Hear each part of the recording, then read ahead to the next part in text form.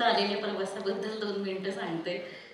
सगळ्यांकडूनच मी इतकं या परिसराविषयी, इथल्या कार्यसंस्कृतीविषयी ऐकलेलं होतं की म्हणजे माझ्या मनात कुठेतरी खूप वर्ष इच्छा होतीच की इथं एकदा आलं पाहिजे.